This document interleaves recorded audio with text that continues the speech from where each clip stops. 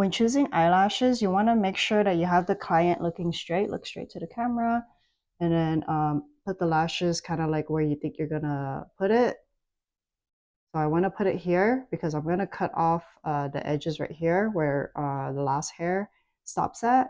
And I had to ask myself, oh, is this what I want it to look? And then you can ask the client if this is what they think they're gonna do. But we're doing full glam, so she's gonna get a full set of lashes. To match the eyelashes, we want to go start at the base right here and measure where the last hair ends. So it's about right here. The eyelash glue, we're gonna go like this to make it bend to the eye shape. And then I like to use a tweezer and tell the client to close their eyes. And then how you know if it's attached right is if you lift it up like this while their eyes are still closed and you tell them to keep it closed. So this will help guide, even though their eyes are closed, you can see kind of where the eyelashes are going without gluing on the bottom lashes to get stuck on the top. So you can see from down here how close you really got. And I feel like it makes them feel a little bit more comfortable when I put it on, especially if it's their first time putting on eyelashes. Keeping it closed like this, and I just help them hold it like this to dry. One of my favorite waterproof eyeliners that I like is the Gerard Cosmetics Eternal Eyeliner. When I say that it's waterproof, I really mean that it's waterproof. If you look at my past video of skincare, how to prepare before a wedding day, you see me putting oil on my eyelid and that eyeliner is still stuck there. It doesn't smudge on the bottom of my eyelid. I go in like this.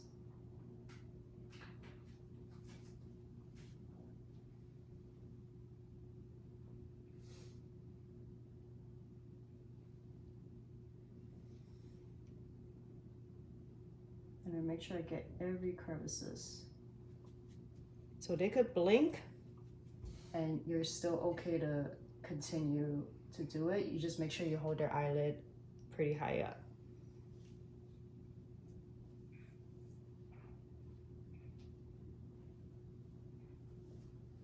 And then you're gonna hold it for a bit so it could dry before. Okay, usually around this time when I have most of the makeup on before I apply lipstick, I go back because I lifted her eyelid a lot to double check if I need to add eyeliner and any other details and fix it.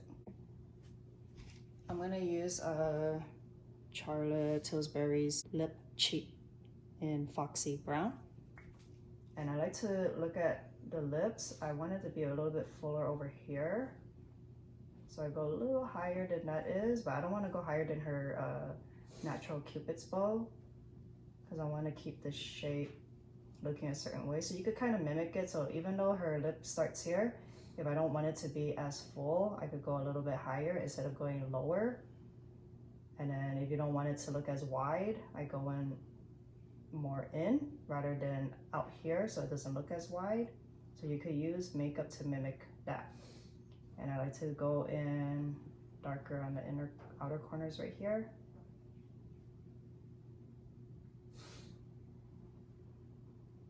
And blend whatever in.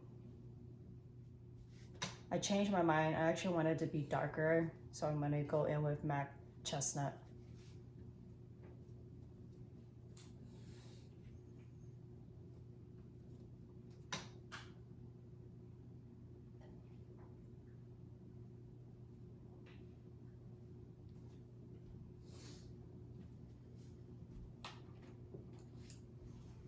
And then with a flat brush like this, I'm gonna blend it out before I do the lipstick color.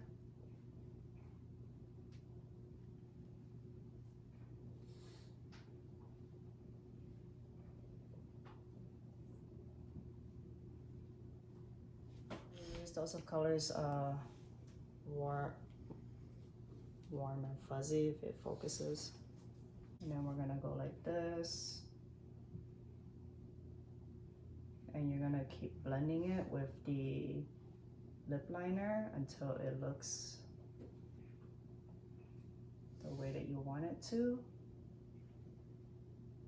So I start from the middle and then fluff it out.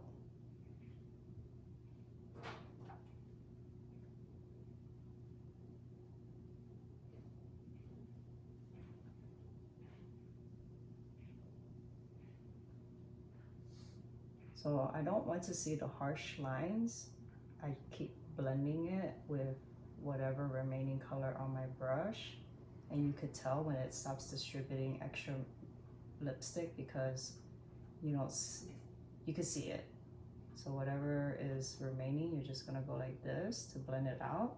So you have a nice transition and blend. I do like it to be a little pouty, so I do add a little bit of like the concealer right here and here.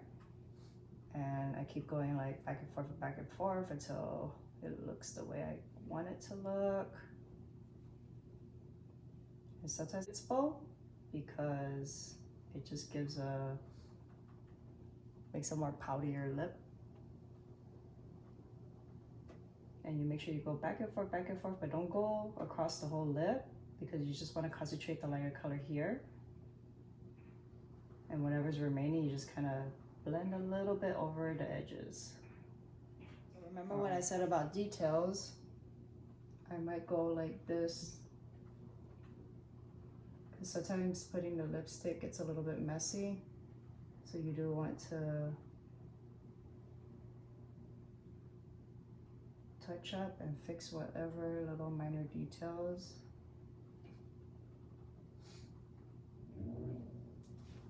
You're gonna blend it out. One of my favorite lip glosses is that MAC lip glass tube, you know, the one that is with the black cap, which I don't have it with me, but I put it in something like this so that it doesn't leak all over my kit. So I just push it up and I get whatever lip gloss here. For sanitary reasons, I use a lip wand, disposable lip wand. So I concentrate on the middle. And glossy lips look better in photos than matte, but matte lasts longer than glossy lips. So you have to figure out which way the bride likes it, but definitely matte lips last longer. And I don't know about you guys, when I put a bunch of lip gloss on my lips, I hate the feeling of it being like slippery. And one of the feelings of that is because it's kind of going on the inside. So what I do is I tell the client to open their mouth, put the Q-tip here, close, and slide it side to side. But they're not closing it very tight to take off that excess. So when she closes her lip, it doesn't feel like that, you know, the extra slipperiness from. If you'd like to see more glam looks like this, subscribe to my channel. Stay in touch with me on my social media. All my information is below. And then I'll see you again next time.